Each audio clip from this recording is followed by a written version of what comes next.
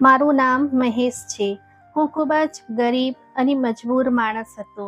ગરીબ તો હું કિસ્મતથી હતો, પરંતુ મજબૂર પોતાની ભૂલના કારણે હતો.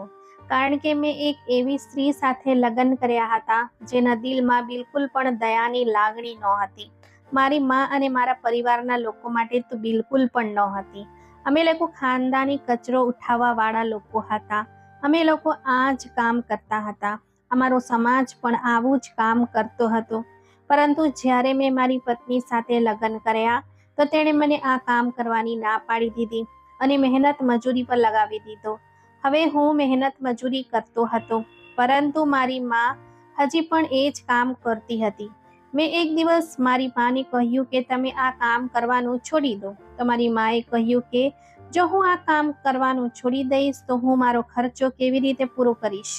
તારી પત્ની તો તારી પાસે એક રૂપિયો પણ નથી છોડતી કે તું મને આપી શકે. મારા પણ ઘણા ખર્ચા હોય છે, દવાઓ લેવાની હોય છે. મેં મારું મોઢું નીચે કરી દીધું, કારણ કે આ સાચું હતું. મારી પત્ની મારી પાસે એક રૂપિયો પણ નહોતી છોડતી. તે મને કહેતી હતી કે એક દિવસની મજૂરી લાવીને મારા હાથ પર મૂકો. ઘર મારે ચલાવવાનું છે અને આ ઘર ચલાવવાની વ્યવસ્થામાં તે મારી માના ખર્ચા નહોતી ગણતી. મારી મા પણ આ જ કામ કરવા મજબૂર હતી. તેની પાસે એક લાકડાની લારી હતી, જેને સાથે લઈને તે બહાર નીકળી જતી અને ધીમે ધીમે આસપાસના એરિયાસમાં ફરતી રહેતી હતી. તે લોકોના ઘરેથી ભંગાર અને નકામી વસ્તુઓ એકઠી કરતી હતી. હવે મોટા ભાગના લોકો તેને ક્યારેક ક્યારેક એમ જ પૈસા આપી દેતા હતા, કારણ કે તેઓ વિચારતા હશે કે આ એક વૃદ્ધ મહિલા છે અને બિચારી આ કામ કરી રહી છે. બની શકે છે કે તેઓ મને બદદુઆ પણ આપતા હશે. એ ખબર નહીં કોની માં છે જેના બાળકોએ તેને આ કામમાં લગાવી રાખી છે. પણ હું મજબૂર હતો. તેને માત્ર એટલું જ કહી શકતો હતો કે તે આ કામ છોડી દે, પરંતુ તે નહોતી છોડતી. જ્યારે મારી પત્નીએ મને સારા સમાચાર આપ્યા કે તે પ્રેગ્નેન્ટ છે, તો હું ખુશ થઈ ગયો. મેં કહ્યું કે ચાલો, મારું બાળક પણ આ દુનિયામાં આવી જશે. જ્યારે બાળકનો જન્મ થશે ત્યારે કદાચ મારી પત્નીનું હૃદય પણ પીગળી જશે, કારણ કે જ્યારે કોઈ સ્ત્રી બાળકને જન્મ આપવાની પીડામાંથી પસાર થાય છે અને જ્યારે તે બાળકની સંભાળ લે છે ત્યારે તે પોતાને ભૂલી જાય છે. અત્યારે તો મારી પત્નીને પોતાની ઉપર જ ખૂબ વધારે પ્રેમ હતો. તે કહેતી હતી કે જો હું કચરાવાળું કામ કરીશ તો હું પછી તારી સાથે નહીં રહું, કારણ કે મને તારા શરીરમાંથી ખરાબ ગંધ આવે છે. એટલા માટે તે મારી પાસે રોજવાળી મજૂરી કરાવતી હતી, જે વધુ મુશ્કેલ હતું. એક કામ જે હું વર્ષોથી કરતો આવ્યો હતો અને મને તેની આદત હતી. અને જો જોવામાં આવે તો બંને કામમાં સરખા જ પૈસા મળતા હતા. ક્યારેક ક્યારેક કામ મળતું હતું, ક્યારે નહોતું મળતું, પરંતુ પોતાનું કામ તો વ્યક્તિ પોતાની મરજી પ્રમાણે કરે છે. કામ જેવું પણ હોય, માણસ કામ કરે તો છે ને. કમસે કમ હું ચોરી તો નહોતો કરતો, અથવા તો હાથ ઉપર હાથ રાખીને તો નહોતો બેસી રહેતો. જેવું પણ હતું, પોતાનું કામ હતું. મારી પાસે મારું પોતાનું કામ હતું જે મને કરવાનું સારું લાગતું હતું. અને મારી પત્નીએ મને કહ્યું કે જો તું આ કચરાવાળું ગંદુ કામ કરીશ તો હું તને છોડીને જતી રહીશ. અને તે મારી માને પણ કહેતી હતી કે આખો દિવસ ખબર નહીં ક્યાં ક્યાં ફરતી રહે છે. તેમના શરીરમાંથી દુર્ગંધ આવે છે. એમને કહો બહારથી આવીને તરત નહાવાનું રાખે. તે મારી માના કપડાં પણ નહોતી ધોતી. એક દિવસ તો તે મારી માના કપડાને લાકડી ઉપર રાખીને એવી રીતે લઈને જઈ રહી હતી કે જાણે કંઈક ખૂબ જ ગંદી વસ્તુ હોય. મેં કહ્યું કે શું થઈ ગયું છે તને? શું કરી રહી છે? તો તેણે કહ્યું કે ખૂબ જ દુર્ગંધ આવી રહી છે આ કપડામાંથી. છી છી, તે સ્ત્રીને કહો આ કામ છોડી દે. તો મેં કહ્યું કે જો તું તેનો ખર્ચો પૂરો કરીશ તો તે આ કામ છોડી દેશે. તો તે કહેવા લાગી કે હું શું કામ ખર્ચો પૂરો કરું? હું તો પોતે માં બનવાની છું. મારી પાસે પૈસા નહીં હોય તો હું મારા ખર્ચાને કેવી રીતે પૂરો કરીશ? હું કંઈક ખાઈશ નહીં તો તારું બાળક નબળું જન્મશે. પછી જો આ બાળકને કંઈક થશે તો કોણ જવાબદાર હશે? મારી પત્નીએ મને સંપૂર્ણ રીતે પ્રવચન આપવાનું શરૂ કરી દીધું, પરંતુ મારી માના હકમાં કોઈ વાત ન કરી. હું ખૂબ જ મજબૂર થઈ ગયો હતો. હું એ વ્યક્તિ બની ગયો હતો જે જાણતો હતો કે તે મજબૂર છે. તે કંઈ કરી પણ શકતો ન હતો, પરંતુ નહોતો કરી શકતો પોતાની પત્નીને સમજાવી શકતો હતો. તેના ઉપરથી હાથ ઉઠાવી શકતો હતો, તેને સમજાવવા માટે શક્તિનો ઉપયોગ કરી શકતો હતો, કારણ કે તે ખૂબ વધારે ખોટું કરી રહી હતી, પરંતુ નહોતો કરી શકતો કારણ કે મારી પત્ની મીના મને છોડી દેવાની ધમકીઓ આપતી હતી અને હવે મીના મારા બાળકની માં બનવાની હતી. મને બાળકનો ખૂબ જ શોખ હતો. મેં એક દિવસ મારી માને પણ આ બધું જણાવ્યું તો તેણે કહ્યું કે પોતાના બાળકોને તો દરેક લોકો પ્રેમ કરે છે. હવે તારું બાળક થવાનું છે, તું પિતા બનવાનો છે. હવે તને ખબર પડશે કે અમે કેટલી મુશ્કેલથી તને પેદા કર્યો અને ઉછેર્યો છે. એવું ન હતું કે મને મારી માની ચિંતા ન હતી, પરંતુ હું પણ તો મુશ્કેલીમાં ફસાયેલો હતો. એક બાજુ પત્ની હતી અને બીજી બાજુ માની જિંદગી હતી જે પસાર થઈ ગઈ હતી અને પત્નીની સાથે આખી જિંદગી પસાર કરવાની હતી. હું પૂરી કોશિશ કરતો હતો કે મારી પત્નીને કોઈ તકલીફ ના પડે. જે તે કહેતી હતી તે કરતો હતો, કારણ કે જો કોઈ પુરુષને ખુશ રહેવું હોય તો પહેલા તેણે પોતાના ઘરની સ્ત્રીને ખુશ રાખવી પડે, નહીં તો તે ગમે તેટલો ખુશ હોય તેની ખુશી કોઈ કામની નથી. તે ખુશીથી ઘરે આવે, પત્ની મોઢું ફુલાવીને બેસી હોય, કાં તો ગુસ્સો કરે તો ઝઘડો કરે અથવા તો રડવાનું શરૂ કરી દે. કોઈ પણ સંજોગોમાં સમસ્યા પુરુષને જ થાય છે, તેણે જ બધું સહન કરવું પડશે. મારો તો આ જ વિચાર હતો. એટલા માટે મારી પત્નીને ખુશ રાખતો હતો, જેથી મીના મને પણ ખુશ રહેવા દે. પરંતુ તેમ છતાં પણ તે ક્યારેય ખુશ નહોતી રહેતી. પહેલા તો તેણે મારી માના કામથી સમસ્યા હતી કે તે આ કામ કેમ કરે છે, છોડી કેમ નથી દેતા, અને પછી તેને એ વાતથી પણ સમસ્યા હતી કે તેમના કપડાં ગંદા હોય છે, તે તેમની ભંગારની લારી આપણા ઘરમાં શા માટે ઊભા રાખી છે. અને પછી તે એવું કહેવા લાગી કે તું તેમને ક્યાંક મૂકીને કેમ નથી આવતો. તો મેં કહ્યું કે હું તેમને એકનો એક પુત્ર છું, કોઈ બીજો ભાઈ નથી જેની પાસે મૂકી આવો. કેવી વાત કરે છે? તો તે કહેવા લાગી કોઈ અન્ય સંબંધી હોય તેની પાસે મૂકી આવ. મેં કહ્યું કે આજકાલ સગા સંતાનો માને નથી રાખતા, તો કોઈ સંબંધી કેવી રીતે રાખે? મેં તેની સામે ઈશારો કર્યો હતો અને તે તરત જ સમજી ગઈ અને અમારો ફરીથી ઝઘડો થઈ ગયો. મારી પત્ની કહેવા લાગી કે હું છું હવે તારી જિંદગી અને મારું સંતાન. હું તને દીકરો પેદા કરીને આપીશ જે તારો વંશ આગળ વધારશે અને મારી સાથે જ તારે આખી જિંદગી રહેવાનું છે. તારી માએ તારા માટે જે કંઈ પણ કર્યું હતું તે બધું વીતી ગયું છે. હવે શું તે વિચારીને રડતો રહીશ? જો વીતી ગયેલી ક્ષણોમાં જ જીવવું હતું તો પછી મારી સાથે લગ્ન કેમ કર્યા હતા? કંઈક પણ કરીને આ સ્ત્રીને અહીંયાથી કાઢ, નહીં તો તેમનું આ કામ બંધ કરાવ અને તેમને કહેવાનું રાખ કે દરરોજ નહાવાનું રાખે. મેં ક્યારેય સપનામાં પણ નહોતું વિચાર્યું કે કોઈ અન્ય સ્ત્રી, અને એ પણ મારી પત્ની, મારી મા વિશે આવી વાત કરશે. મને એ દિવસ યાદ છે જ્યારે એકવાર હું મારી મા સાથે નળ ઉપર પાણી ભરવા ગયો હતો અને ત્યાં કોઈ સ્ત્રી મારી માનું અપમાન કરી રહી હતી. મારી મા લડાઈ ઝઘડો કરવાવાળી સ્ત્રી નહોતી, એટલા માટે ચૂપ રહીને તેમની વાતો સાંભળતી રહી હતી. પરંતુ મને એટલો ગુસ્સો આવ્યો હતો કે મેં તે સ્ત્રી ઉપર હુમલો કરી દીધો હતો. તેને ગળેથી પકડી લીધી હતી અને મારી માએ મને છોડાવીને મારા જ મોઢા ઉપર થપ્પડ માર્યો અને કીધું, આવું ન કરાય દીકરા. હું એ જ છોકરો હતો જે પોતાની મા વિરુદ્ધ એક પણ શબ્દ ના સાંભળી શક્યો, જ્યારે હું તે સમયે માત્ર 7 વર્ષનો હતો અને હવે હું મારી પત્ની પાસેથી દરરોજ વાતો સાંભળતો હતો. મને સમજાતું ન હતું કે શું કરું. મા પણ દબાયેલા શબ્દોમાં પોતાનું દુઃખ વ્યક્ત કરતી હતી. એ બિચારી પણ શું કરતી, તેનું મારા સિવાય કોણ હતું? જ્યારે મારી પત્નીનો 8મો મહિનો શરૂ થયો ત્યારે મોહલ્લાના ડોક્ટરે કહ્યું કે તમારા બાળકમાં કોઈક સમસ્યા છે. તમારી પત્નીની ડિલિવરી આસાન નથી, ખૂબ વધારે સમસ્યા થઈ શકે છે, તેથી તમે તેને હોસ્પિટલ લઈ જાઓ. હું પહેલાથી જ માનસિક રીતે તૈયાર હતો કે તેને હોસ્પિટલ લઈ જઈશ. સરકારી હોસ્પિટલ પણ હાજર હતી, પરંતુ મારી પત્નીએ બૂમો પાડવાનું શરૂ કરી દીધું કે તેને સરકારી હોસ્પિટલમાં નથી જવું. અને આ વખતે મેં તેને કહી દીધું કે મારી પાસે એટલા પૈસા નથી મીના કે હું તને પ્રાઇવેટ હોસ્પિટલમાં લઈને જઈ શકું.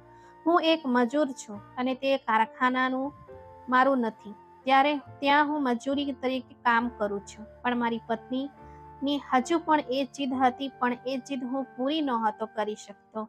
હું એ છળ જાણતો હતો, તેથી મેં તેને સમજાવવાનું શરૂ કરી દીધું અને વિચાર્યું કે જ્યારે સમય આવશે ત્યારે બાળકનો જન્મ થઈ જ જશે. અને પછી જો તેને તમારી સાથે ઝઘડો કરવાનો હોય તો કરતી રહે. પરંતુ અત્યારે હું એટલા પૈસા ક્યાંથી લઈને આવું કે તેને પ્રાઇવેટ હોસ્પિટલમાં લઈ જઈ શકું?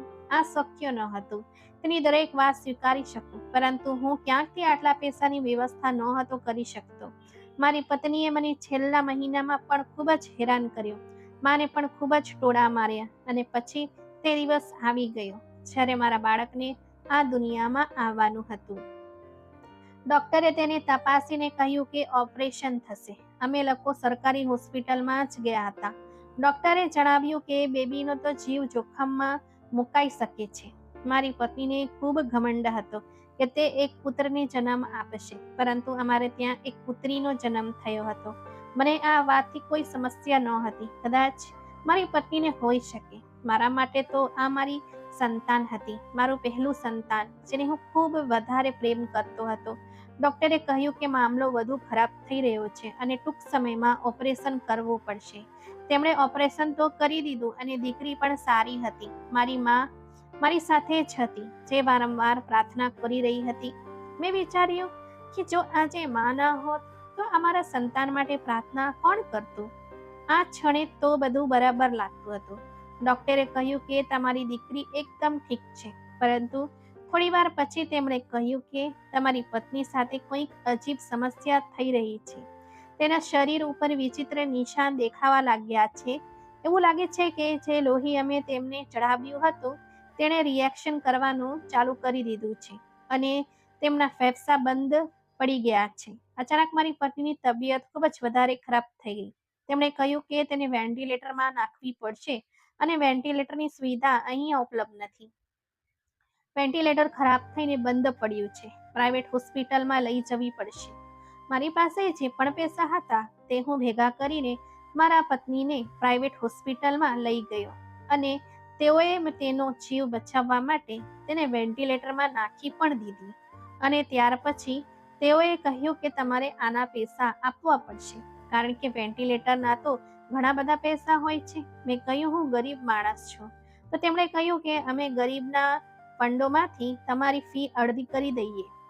પરંતુ ત્યાંની અડધી ફી પણ મારા માટે એટલી બધી હતી કે તે ચૂકવતા કદાચ હું પોતે જ અડધો થઈ જતો. હું ખૂબ જ ખરાબ રીતે પરેશાન હતો. હું રડી રહ્યો હતો કે એક પુરુષ થઈને આંસુ વહાવા લાગ્યો, કારણ કે મારા માટે આ પરિસ્થિતિ ખૂબ જ અજીબ હતી. પત્ની મૃત્યુના મોંમાં પડી હતી અને મારી પાસે એક રૂપિયો પણ નહોતો. ડોક્ટર પૈસા માંગી રહ્યા હતા. દીકરી ત્યાં બીજી હોસ્પિટલમાં પડી હતી. ડોક્ટરે કહ્યું હતું કે ઓપરેશન થઈ છે તો આને અત્યારે એક દિવસ સુધી અહીંયા મશીનમાં જ રાખવી પડશે. ત્યારે જ મારી માએ મારા ખભા ઉપર હાથ મૂક્યો. મને લાગ્યું કે મારી માં મને સાંત્વના આપવા માટે આ બધું કરી રહી છે. ઠીક છે, સાંત્વનાથી વ્યક્તિને સારું મહેસૂસ થાય છે, પરંતુ તે સમયે મારે સાંત્વનાની જરૂર ન હતી, મારે પૈસાની જરૂર હતી. જ્યારે મારી માએ મારા ખભા ઉપર હાથ મૂક્યો તો મેં કહ્યું, તેનો હાથ હટાવી દીધો અને મેં કહ્યું કે માં, બસ તું એક બાજુ બેસી જા, હું ખૂબ જ વધારે પરેશાન છું. તો તેણે મને કહ્યું કે ઘરે જા અને મારી ભંગારની લારી તોડી નાખ. તારી બધી સમસ્યા અને પરેશાની દૂર થઈ જશે. મેં કહ્યું કે શું મતલબ છે તમારો? આ શું કહી રહ્યા છો? તો તેણે કહ્યું કે બસ એવું જ કર, મારી વાત માની લે. હું ઘરે ગયો અને મેં તે ભંગારવાળી લારીને જોઈ, જે ઉપરથી નાની લાગતી હતી પરંતુ નીચેથી ઘણી મોટી હતી, જાણે તેની અંદર કોઈક સામાન રાખવાની જગ્યા બનાવેલી હોય. વાસ્તવમાં આ લારી આઈસ્ક્રીમ વાળી લારી હતી, જે અમને ઓછી કિંમતમાં મળી હતી.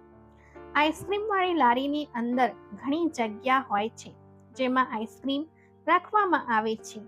એ જ જગ્યા ભરેલી હોય છે.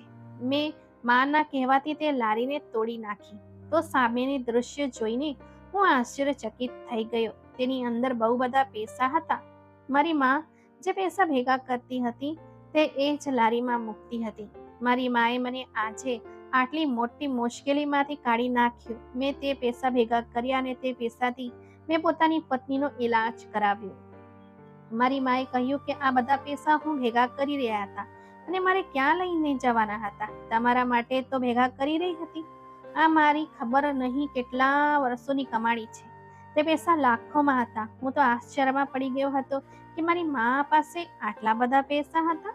મારી પત્નીને હોશ આવ્યો તો તે ગુસ્સો કરવા લાગી અને કહેવા લાગી કે કેમ મને પહેલા ગંદી હોસ્પિટલમાં લઈ ગયા હતા. મારી ખરાબ હાલત હતી. મને કેટલો દિવસો પછી ભાન આવ્યું છે. તારી માએ તને સલાહ આપી હશે અને હવે જ્યારે મરવાની હતી તો અહીંયા લઈ આવ્યા. તારી માની નજર લાગી છે મને. દરેક વખતે તે મને અજીબ નજરથી જોતા રહેતા હતા. આ સિવાય તેમનું બીજું કોઈ કામ નહોતું. આજે મેં મારી પત્નીને ખૂબ સંભળાવ્યું. જો કે હજુ પણ બીમાર હતી. તે હમણાં જ હોશમાં આવી હતી. તે મૃત્યુના મોંમાંથી નીકળીને આવી હતી. પરંતુ મેં તેને કહ્યું કે તને શરમ આવી જોઈએ મીના. મારી માને લીધે આજે તું જીવતી છે. તેણે પોતાના ભેગા કરેલા પૈસા તારા ઈલાજ માટે ના આપ્યા હોત ને તો તું અત્યાર સુધી મરી ગઈ હોત. અને આટલા દિવસોથી તારી દીકરીને પણ મારી માં જ સાચવી રહી હતી. એ જ લારી જેને તું ગંદી કહેતી હતી, એ જ કામ જેને તું ગંદુ કહેતી હતી, આજે તેના કારણે જ તારો જીવ બચ્યો છે. કોઈ કામ ગંદુ નથી હોતું, કોઈ કામ નાનું નથી હોતું. વ્યક્તિનો વિચાર ગંદો હોય છે, વ્યક્તિનો વિચાર નાનો અને મોટો હોય છે. અને આની મિસાલ તું પોતે છે. જ્યારે મેં મારી પત્નીને આ બધું જણાવ્યું તો તેની આંખોમાં આંસુ આવી ગયા. તેનો મરેલો આત્મા જાગી ગયો. તેણે તરત જ મારી માની માફી માંગી. જ્યાં સુધી તે હોસ્પિટલમાં રહી ત્યાં સુધી મારી માએ જ તેની સેવા કરી. તે પછી તે ઘરે આવી ગઈ. ઘરમાં પણ અમારે તેનું ખૂબ ધ્યાન રાખવાનું હતું. મારી મા બધું કરતી રહી, દીકરીને પણ સાચવતી રહી અને તેને પણ. પરંતુ હવે તેનું અને મારી મા વચ્ચે ખૂબ સારું બનવા લાગ્યું હતું. તે મારી માની ખૂબ ઇજ્જત કરતી હતી. તેને મા પણ કહેતી હતી. જ્યારે પહેલા તો તેણે ક્યારેય માને મા કહીને નહોતી બોલાવી. હવે મારી પત્નીને અહેસાસ થઈ ગયો હતો કે ઘરમાં વડીલોનું હોવું કેટલું જરૂરી હોય છે અને કોઈ પણ કામ નાનું નથી હોતું. જો તમે મહેનત કરી રહ્યા છો તો તેનું ફળ જરૂર મળે છે. હવે તે મારી મા સાથે ખૂબ સારી રીતે રહે છે. તે કોઈ પણ બાબતમાં ખરાબ નથી બોલતી, પરંતુ મારી માની ખૂબ સેવા કરે છે. મારી મા પણ તેનું ખૂબ વધારે ધ્યાન રાખે છે. તેથી હું તમને બધાને એ જ કહેવા માંગુ છું મિત્રો કે તમારા માતા પિતાના અધિકારોનું વિશેષ ધ્યાન રાખો, ખાસ કરીને લગ્ન પછી. કારણ કે પછી પત્નીને પણ અધિકાર આપવાનો હોય છે, તેનું પણ ધ્યાન રાખવાનું હોય છે. પરંતુ પત્નીના આગમન સાથે તમારા માતા પિતાને ભૂલશો નહીં. તેમને પણ સમય આપો. જ્યારે તમે ઘરે આવો ત્યારે તમારા માતા પિતા સાથે જરૂર બેસો, તેમની સાથે વાત કરો, તેમની સમસ્યાઓ વિશે પૂછો, તેમની જરૂરિયાતોને પૂરી કરો અને કોશિશ કરો કે જ્યારે તેઓ તેમની જરૂરિયાતો વ્યક્ત ન કરે તો તેમના કહ્યા વગર પૂરી કરો. કારણ કે તેમની જ પ્રાર્થનાથી તમારી આ જિંદગી સ્વર્ગ બનશે. નહીં તો આ જિંદગીમાં પણ નિષ્ફળતા અને આગલી જિંદગીમાં પણ નિષ્ફળતા જ મળશે. અને આ જ રીતે તમારી પત્નીને પણ સમજાવો કે તે તેના સાસુને પોતાની માં સમજે, તેમને માની જેમ પ્રેમ કરે, તેમનું ધ્યાન રાખે. અને આ જ રીતે સાસુએ પણ પોતાની વહુને દીકરી જ સમજવી જોઈએ. આવી રીતે જિંદગીના તમામ પ્રશ્નો, મુશ્કેલીઓ હલ થઈ જશે. કોઈ પણ ઘરમાં કોઈ નાખુશ નહીં હોય અને ના લડાઈ ઝઘડા રહેશે. તો મિત્રો, વાર્તા તમને કેવી લાગી છે લાઈક કોમેન્ટ કરીને જરૂરથી જણાવજો. અને જો અમારા ચેનલ પર નવા છો તો સબસ્ક્રાઇબ કરવા ભૂલતા નથી. ધન્યવાદ.